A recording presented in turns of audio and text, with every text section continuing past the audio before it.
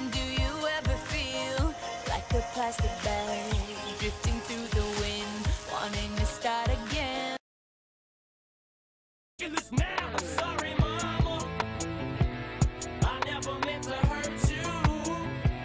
I never meant to make you cry, but tonight I'm cleaning out my closet. One more time. High school, a place of growth, discovery, embarrassment, triumph, and most importantly, failure. The truth is, the reason we are who we've become today is because of our failures. We have been more defined by falling flat on our faces than rising to the occasion. Our high school experience has been defined by the ups and downs of relationships, friendships, and the race to college admittance. Unfortunately, not all of these stories have a happy ending. However, they have contributed most to our growth as individuals. Everywhere you go, it's easy to spot a happy couple. High school is full of them, as it is a place to explore relationships, the opposite sex, and experiment with what it's like to be attached to another human being. At the end of the day, our relationships we carried during high school, or the lack thereof, has somehow shaped each of us into the individuals we are today. I think about the times she kissed me after class and she put up with my friends. I acted like an ass. I ditched my lecture to watch the girls play soccer. Is my picture still hanging in her locker? In high school, I was in a relationship for nearly a year and a half. During that period, I learned how to coexist with another individual, or how to treat someone. I learned to pick my battles and how to balance a love life with the social, academic, and family life.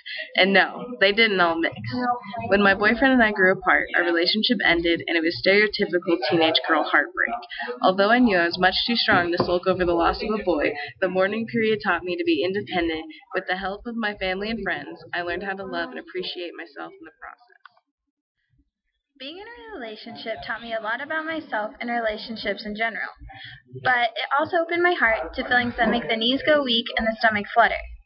However, it was the crumble of this relationship that taught me the most. After 2 years of sharing my life with someone else, I was on my own again and a completely different person than I was before the relationship. I learned to become independent and to have more self-confidence. In between homework assignments and in-class essays, high school is also about social interaction. During these 4 years, we learned how to communicate with peers, to put up with people who leave bitter tastes in our mouths, to forge bonds with other individuals, and sometimes how to not treat another person. Once again, I'll turn to a friend, someone that understands, sees to the master plan.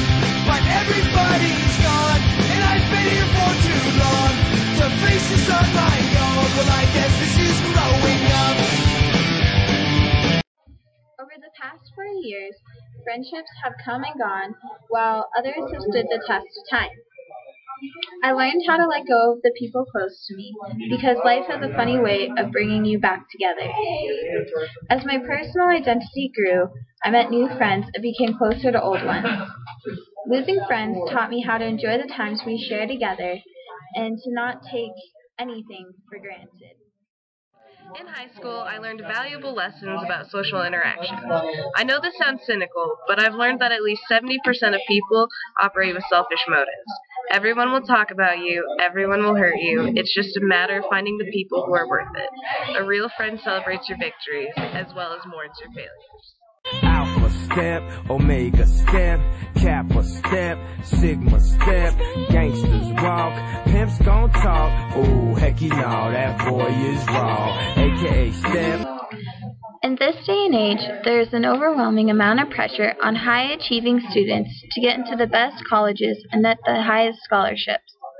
Oftentimes, we fail to realize how truly competitive the race for education is. My entire life, I've pretty much been told that, you're bright, you can go anywhere you want, you can get scholarships, people are going to pay you to go to college.